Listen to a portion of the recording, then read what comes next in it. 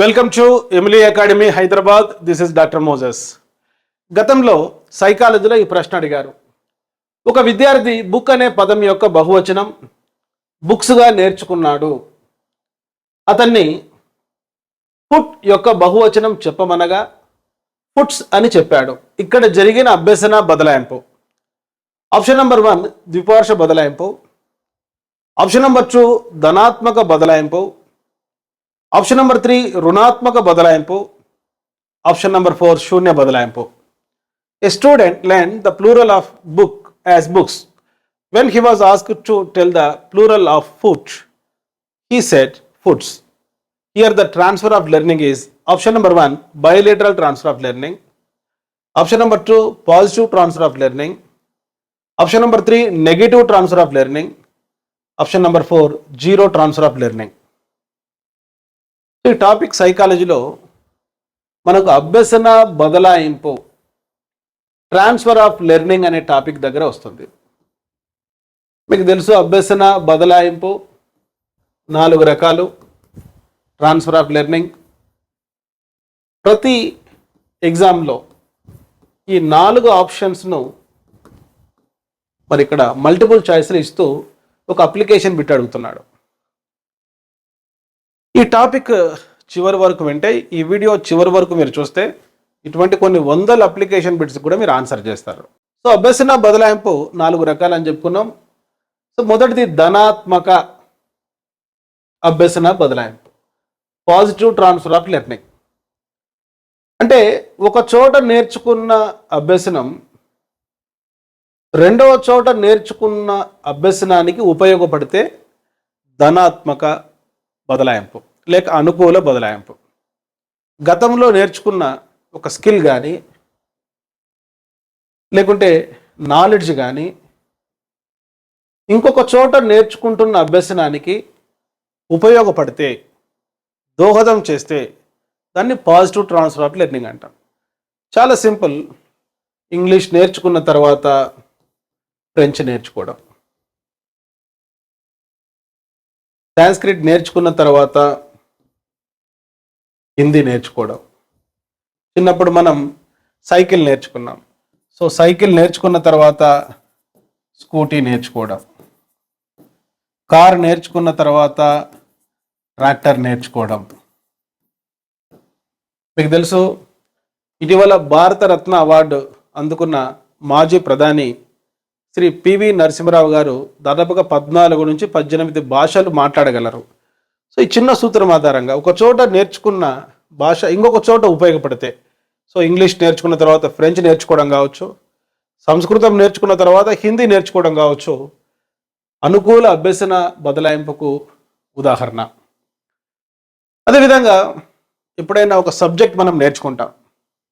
చూడండి, ఇక్కడ సైకాలజీ నేర్చుకున్న తర్వాత పెడగాజీ నేర్చుకోవడం కొద్దివరకు సులభం, ఎందుకంటే 2 కాన్సెప్ట్స్ ఒకే విధంగా ఉంటాయి. So particularly educational psychology deals with teaching and learning. బోధనకు అభ్యసనకు సంబంధించిందే విద్యా మనోవిజ్ఞాన శాస్త్రం.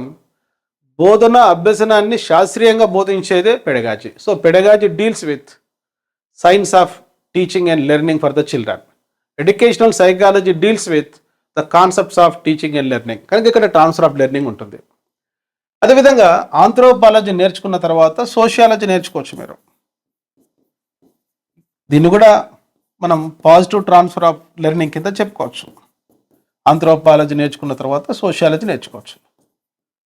పొలిటికల్ సైన్స్ నేర్చుకున్న తర్వాత పబ్లిక్ అడ్మినిస్ట్రేషన్ నేర్చుకోవచ్చు. ఈ 2 కూడా ట్రాన్స్ఫర్ ఆఫ్ లెర్నింగ్కి సంబంధించిన సబ్జెక్టులు. ఇన్ని ఉదాహరణలు చెప్పిన తర్వాత మీరు మర్చిపోకూడదు. పాజిటివ్ ట్రాన్స్ఫర్ ఆఫ్ లెర్నింగ్ అంటే ధనాత్మక అభ్యసన బదలాయింపు. అంటే ఒక చోట నేర్చుకున్న జ్ఞానం కానీ నైపుణ్యం కానీ మరొక చోట అభ్యసించేటప్పుడు ఉపయోగపడితే, రెండవ అభ్యసనాన్ని నేర్చుకోవడానికి దోహదం చేస్తే దాన్ని ధనాత్మక బదలాయింపు అంటాం. ఇక్కడ చూడండి, ఒక విద్యార్థి బుక్ అనే పదం నేర్చుకున్నాడు. బుక్ అనే పదానికి బహువచనం బుక్స్గా నేర్చుకున్నాడు. ఫుట్ యొక్క బహువచనం యాక్చువల్గా ఫీట్. ఈ ఫీట్ అని కాకుండా ఫుట్స్ అన్నాడు. ఎందుకంటే ఇక్కడ గతంలో ఉండే అభ్యసనం తర్వాత నేర్చుకున్న అభ్యసనానికి ఆటంకంగా మారింది. బుక్స్ అయింది, పెన్స్ అయింది, ఫుట్ కూడా ఫుట్స్ అవుతుంది అనుకున్నాడు. కానీ ఫుట్ అనేటువంటి పదానికి బహువచనం ఫీట్. ఫీట్ అని కాకుండా ఫుట్స్ అన్నాడు. కాబట్టి గతంలో నేర్చుకున్న అభ్యసనం ఆ తర్వాత నేర్చుకున్నటువంటి పరిస్థితులలో అభ్యసనానికి ఉపయోగపడలేదు. కనుక దీన్ని మనం ఏమంటామంటే రుణాత్మక బదలాయింపు అంటాం. దీనికి answer negative transfer of learning. Look at the board. A student learn the plural of book as books. Pen singular, pens plural. When he was asked to tell the plural of foot, instead of saying feet, he said foots. Here the transfer of learning is negative transfer of learning. If learning in one situation facilitates learning in another situation, it is positive transfer of learning. If learning in one situation hampers learning in another situation, is called negative transfer of learning. If learning in one situation has no impact on another situation, it is zero transfer of learning. చూడండి, ఒక చోట నేర్చుకున్న అభ్యసనం మరొక చోట నేర్చుకున్న అభ్యసనానికి ఉపయోగపడితే అనుకూల బదలాయింపు. ఒక చోట నేర్చుకున్న అభ్యసనం ఇంకొక చోట నేర్చుకునే అభ్యసనానికి ఉపయోగపడకపోతే, ఇబ్బంది కలిగిస్తే ప్రతికూల బదలాయింపు. ఉదాహరణకు మన ఇండియన్ కండిషన్స్లో కార్ డ్రైవింగ్ నేర్చుకునేటప్పుడు స్టీరింగ్ అనేది కుడి చేతి వైపు ఉంటుంది.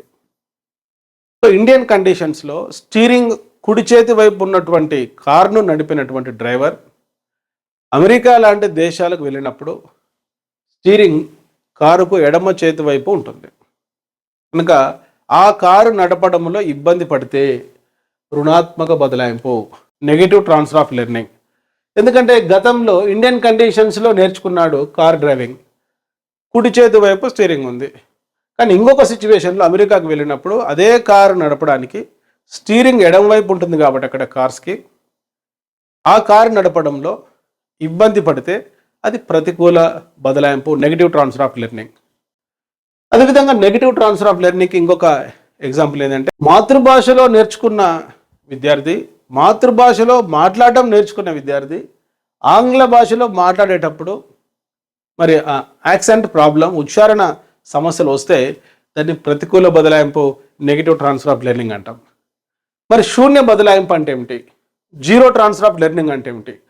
ఒక చోట నేర్చుకున్న అభ్యసనం మరొక చోట ఉపయోగపడకపోతే, ఏ మాత్రం అభ్యసనాన్ని అనుకూలంగా కానీ ప్రతికూలంగా కానీ ప్రభావితం చేయకపోతే, చాలా జాగ్రత్తగా వినండి, దాన్ని శూన్య బదలాయింపు అంటాం. If learning in one situation has no impact on another situation, it is called zero transfer of learning.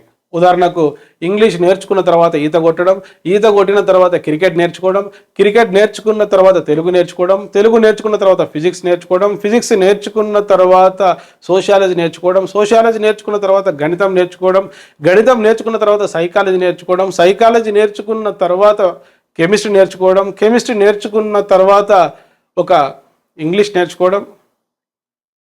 ఒక చోట నేర్చుకున్నది ఇంకొక చోట ఏమాత్రం ఉపయోగపడలేదు. ఇంగ్లీష్లో బాగా మాట్లాడే వ్యక్తి ఈత నేర్చుకున్నాడు, ఇక్కడ ఇంగ్లీష్లో మాట్లాడే అభ్యసనానికి ఈత నేర్చుకోవడానికి ఏమన్నా సంబంధం ఉందా? లేదు, శూన్య బదలాయింపు. ఈత బాగా నేర్చుకున్న వ్యక్తి గిటార్ బాగా ప్లే చేశాడు, ఏమన్నా సంబంధం ఉందా గత అభ్యసనానికి ప్రస్తుత అభ్యసనానికి? లేదు. కనుక ఒక చోట నేర్చుకున్న అభ్యసనం మరొక చోట ఏమాత్రం ప్రభావితం చూపకపోతే అది శూన్య బదలాయింపు. ఇప్పుడు 3 కాన్సెప్ట్స్ మీకు చెప్పిన. ఎమిలీ అకాడమీలో యూట్యూబ్ ఛానల్లో ఈ వీడియోస్ చూడడం వల్ల ఒక ప్రశ్నని ఎక్స్ప్లెయిన్ చేసేటప్పుడు కనీసం 10 కాన్సెప్ట్స్ మీకు కవరప్ అవుతాయి. Come to the point. ఇప్పుడు నేను చెప్తున్న సబ్జెక్ట్ పేరు సైకాలజీ. సైకాలజీలో చెప్తున్న టాపిక్ పేరు అభ్యసన బదలాయింపు, transfer of learning. Transfer of learning అనేది 4 రకాలని చెప్పుకున్నాం. చాలా simple. Positive transfer of learning, అనుకూల బదలాయింపు, నెగిటివ్ ట్రాన్స్ఫర్ ఆఫ్ లెర్నింగ్, ప్రతికూల బదలాయింపు, జీరో ట్రాన్స్ఫర్ ఆఫ్ లెర్నింగ్, శూన్య బదలాయింపు, బైలేటరల్ ట్రాన్స్ఫర్ ఆఫ్ లెర్నింగ్, ద్విపార్శ్వ బదలాయింపు.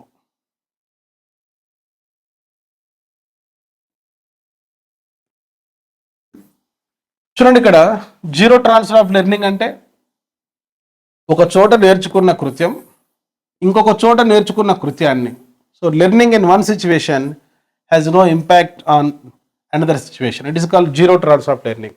ఒక చోట నేర్చుకున్న అంశం మరొక చోట నేర్చుకున్న అంశాన్ని ప్రభావితం చేయకపోతే జీరో ట్రాన్స్ఫర్ ఆఫ్ లెర్నింగ్.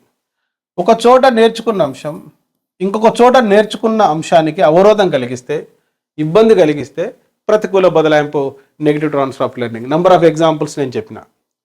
తర్వాత పాజిటివ్ ట్రాన్స్ఫర్ ఆఫ్ లెర్నింగ్, అనుకూల అభ్యసన బదలాయింపు. ఒక చోట నేర్చుకున్న జ్ఞానం కానీ, నైపుణ్యం కానీ, భావన కానీ, కృత్యం కానీ మరొక చోట నేర్చుకున్న జ్ఞానానికి, కాన్సెప్ట్కు ఉపయోగపడితే దానిని మనం ఏమంటామంటే అనుకూల బదలాయింపు అంటాం. మరి ద్విపార్శ్వ బదలాయింపు అంటే చాలా సింపుల్. ఏదైనా ఒక నైపుణ్యాన్ని, జాగ్రత్తగా వినండి, ఏదైనా ఒక నైపుణ్యాన్ని, వన్ పర్టికులర్ స్కిల్స్ శరీరంలోని రెండు భాగాలతో చేయగలిగితే, శరీరంలో ఉండే రెండు పరస్పర విరుద్ధ భాగాలు, అవయవాలు చూడండి, కుడి చేత్తో రాసే వ్యక్తి ఎడమ చేత్తో రాయడం, కుడి చేత్తో బౌలింగ్ చేసే వ్యక్తి ఎడమ చేత్తో బౌలింగ్ చేయడం, కుడి చేత్తో బాల్ను పట్టుకున్న వ్యక్తి ఎడమ చేత్తో బాల్ పట్టుకోవడం, కుడి కాలుతో ఫుట్బాల్ తనిన డిగో మారడోనా, క్రిస్టియానో రొనాల్డో ఎడమ కాలుతో కూడా అంతే స్కిల్తో ఒక ఫుట్బాల్ను తనడం. ద్విపార్శ్వ బదలాయింపు, bilateral transfer of learning. If a student performs one skill by using both sides of the body or both hands, both legs, it is called bilateral transfer of learning. ఇది నేర్చుకుంటావు, examination హాల్లోకి వెళ్తావు. ఎగ్జామ్లో ఒక ప్రశ్న అడుగుతాడు, సౌరవ్ గంగూలీ కుడి చేత బౌలింగ్ చేశాడు, ఎడమ చేత బ్యాటింగ్ చేశాడు. నీకు కుడి చేయి ఎడమ చేయి రెండు కనపడిన వెంటనే చాలా ఈజీ బిట్ వచ్చింది, లడ్డు మాదిరి ఉంది బిట్ అని ద్విపార్శ్వ బదలాయింపు పెడతావు. So Sourav Ganguly bowls with right hand, bats with left hand. So if you see both sides of the hands, you will go for bilateral transfer of learning. In fact it is wrong. ఇందాక ఏం చెప్పానంటే ఒకే నైపుణ్యం, bowling చేయడము కుడి చేతో చేయడం, ఎడమ చేతో చేయడం, బ్యాటింగ్ చేయడం కుడి చేతో బ్యాటింగ్ చేసిన వ్యక్తి, ఎడమ చేతో బ్యాటింగ్ చేసిన వ్యక్తి. కానీ సౌరవ్ గంగూలీ కుడి చేతితో బౌలింగ్ చేస్తాడు, ఎడమ చేతితో బ్యాటింగ్ చేస్తాడు. రెండు వేరు వేరు స్కిల్స్, బౌలింగ్ వేరే, బ్యాటింగ్ వేరే. కనుక ఈ రెండు కృత్యాల మధ్య అభ్యసన బదలాయింపు లేదు కాబట్టి అది ద్విపార్శ్వ బదలాయింపు కాదు, శూన్య బదలాయింపు. ఇటువంటి ప్రశ్నలనే యార్కర్లు అంటారు, క్రికెట్ భాషలో గుగ్లీ అంటారు, బౌన్సర్లు అంటారు. దాన్ని మనకు ఎగ్జామినేషన్ భాషలో అప్లికేషన్ బిట్స్ అంటారు. ఈ అప్లికేషన్ బిట్స్ను కూడా అద్భుతమైన సిక్స్లుగా నువ్వు కొట్టాలంటే వెంటనే ఈ వీడియో డిస్క్రిప్షన్లో ఉన్న లింక్ ద్వారా మా ఎమిలీ అకాడమీ అనే యాప్ ఇన్స్టాల్ చేసుకోండి. ఈ యాప్లో స్టోర్ ఫోల్డర్లో మరి సైకాలజీకి సంబంధించి, పర్స్పెక్టివ్స్ ఇన్ ఎడ్యుకేషన్కి సంబంధించి, పెడగాజీకి సంబంధించి, ఎడ్యుకేషన్కి సంబంధించి తెలుగు మీడియంలో, ఇంగ్లీష్ మీడియంలో అద్భుతమైన classes, topic wise test series కూడా ఉంది. ముఖ్యంగా ఆంధ్రప్రదేశ్లో స్కూల్ అసిస్టెంట్ ఇంగ్లీష్ రాసేటువంటి అభ్యర్థులు, ఎస్జిటి ఇంగ్లీష్ మీడియంలో రాసేటువంటి అభ్యర్థులు, మీకు ఇంగ్లీష్ మీడియంలో సైకాలజీ క్లాసెస్, పెడగాజీ క్లాసెస్ దొరకటం లేదు. కనుక వెంటనే ఈ యాప్ వీడియో డిస్క్రిప్షన్లో ఉండే లింక్ ఆధారంగా ఇన్స్టాల్ చేసుకోండి. లేక స్టోర్ ఫోల్డర్లో ఎమిలీ అకాడమీ అని టైప్ చేసి యాప్ ఇన్స్టాల్ చేసుకోండి. ఈ సైకాలజీకి సంబంధించి, పెడగాజీకి సంబంధించి ఇంగ్లీష్ మీడియం క్లాసెస్ కూడా ఉన్నాయి. అవి రాష్ట్ర స్థాయి పరీక్షలకే కాకుండా జాతీయ స్థాయి పరీక్షలకు కూడా మీకు ఉపయోగపడతాయి. ముఖ్యంగా డిప్యూటీ ఎడ్యుకేషనల్ ఆఫీసర్ ప్రిపేర్ అయ్యేటువంటి వారు మెయిన్స్లో 300 మార్కులు ఎడ్యుకేషన్కి ఉంటుంది, డివైఈఓ. అదేవిధంగా హెచ్డబ్ల్యూఓ ప్రిపేర్ అయ్యేటువంటి వారికి మొత్తం 300 మార్క్స్లో పేపర్ టు ఎడ్యుకేషన్ 150 మార్క్స్ ఉంటుంది. మరి ఈ 300 మార్క్స్ సంబంధించి ఎడ్యుకేషన్లో ఎక్కువ మార్కులు సాధించాలంటే, హెచ్డబ్ల్యూలో ఈ 150కి ఎక్కువ మార్క్స్ నువ్వు సాధించాలంటే వెంటనే మరి ఎమిలీ అకాడమీ యాప్ ఇన్స్టాల్ చేసుకోండి. అద్భుతమైన క్లాసెస్ ఉన్నాయి. మీకు జాబ్ రావాలంటే ఒకటే ఒక మంత్రం చెప్తున్నా, ఒకటే ఒక సక్సెస్ సూత్రం చెప్తున్నా. అదేంటంటే ఎప్పుడైనా అది ఆఫ్లైన్ క్లాస్ కావచ్చు, ఆన్లైన్ క్లాస్ కావచ్చు, టీచర్ బోర్డు పైన ఎక్స్ప్లెయిన్ చేసేటప్పుడు ఒక నోట్స్ తీసుకొని ఆ పాయింట్స్ అన్నీ ఆర్డర్గా రాసుకోవాలి. అప్పుడు మనకు 3 జ్ఞానేంద్రియాలు పనిచేస్తాయి. బోర్డు చూస్తున్నప్పుడు కళ్ళు, క్లాస్ చెప్తున్నప్పుడు, క్లాస్ వింటున్నప్పుడు చెవులు, 2 జ్ఞానేంద్రియాలు. నీ చేతితో నువ్వు రాస్తున్నప్పుడు స్పర్శ. కనుక పుస్తకం చదివేటప్పుడు కళ్ళకు మాత్రమే పని ఉంటుంది. క్లాసు వినేటప్పుడు చెవులకు మాత్రమే పని ఉంటుంది. బోర్డు చూస్తూ క్లాస్ వింటే కళ్ళకు పని ఉంటుంది, చెవులకు పని ఉంటుంది. అదే సందర్భంలో నోట్ టేకింగ్, నోట్స్ రాస్తే స్పర్శకు కూడా పని ఉంటుంది. కాబట్టి ఈ 3 జ్ఞానేంద్రియాల ద్వారా నేర్చుకున్న క్లాస్ నోట్స్ అనేది ఎప్పుడైనా సక్సెస్ మంత్రం, సక్సెస్ సూత్రం. ఏ సక్సెస్ఫుల్ పర్సన్ అయినా అడగండి. సివిల్స్లో ఐఏఎస్ ఐపీఎస్ సాధించిన వారు, గ్రూప్ 1 సాధించిన వారు, గ్రూప్ 2 సాధించిన వారు, జిల్లా స్థాయిలో డిఎస్సి ర్యాంక్స్ సాధించిన వారు, టీచర్ జాబ్ సాధించిన వాళ్ళు, టీజీటీ పీజీటీ ప్రిన్సిపల్ సాధించిన వాళ్ళు ఎప్పుడైనా ఆఫ్లైన్ కోచింగ్లో కానీ, ఆన్లైన్ కోచింగ్లో కానీ, లేకుంటే స్టడీ హాల్లో కూర్చొని, లైబ్రరీలో కూర్చొని ఈ విధంగా నోట్స్ ప్రిపేర్ చేసుకున్న వాళ్ళే. So I'm not criticising market material criticise చేయటం లేదు. అది ఏదో తాత్కాలికంగా ఉపయోగపడేదే. అదే సర్వస్వం 30కి 30 వస్తాయని బుక్ పైన రాశారని అదే నమ్మకూడదు. అకాడమిక్ పుస్తకాలు చదవండి, ఏదో ప్రాక్టీస్ బిట్స్ కోసం అవి మీరు తీసుకోవచ్చు. Come to the point. చెప్తున్న సబ్జెక్ట్ పేరు సైకాలజీ, టాపిక్ పేరు ట్రాన్స్ఫర్ ఆఫ్ లెర్నింగ్, అభ్యసన బదలాయింపు. ఇటువంటి మరిన్ని ప్రశ్నల విశ్లేషణ కోసం, కాన్సెప్ట్స్ కోసం ఈ వీడియో చూసిన వెంటనే మీరు చేయవలసిన పని ఏంటంటే మా YouTube channel doctor Moses Emily subscribe చేసుకోండి. ఈ వీడియోను మీరు లైక్ చేయండి, మీ ఫ్రెండ్స్కు షేర్ చేయండి. మరిన్ని వీడియోస్ నేను అప్లోడ్ చేస్తా కాబట్టి నోటిఫికేషన్ రూపంలో మీకు రావాలంటే ఇందులో ఉన్న బెల్ ఐకాన్ ప్రెస్ చేయండి. గతంలో అప్లోడ్ చేసిన వీడియోస్ ఇయర్ ఫోన్స్ పెట్టుకొని తెల్లవారుజామున 4 నుంచి రాత్రి 11 వరకు ఎప్పుడైతే మీకు బోర్ కొడుతుందో, ఎప్పుడైతే మీరు పుస్తకాలు చదవలేరో అప్పుడు ఈ క్లాసెస్ వింటే మీ జర్నీలో కూడా క్లాసెస్ వినొచ్చు. పక్క వాళ్ళకి డిస్టర్బ్ కాకుండా ఇయర్ ఫోన్స్ పెట్టుకొని ఈ క్లాసెస్ వినొచ్చు. ఈ క్లాసెస్ విన్న నాలెడ్జ్తోనే మీరు రాబోయే పరీక్షల్లో మంచి మార్కులు సాధిస్తారు. I wish you all the best.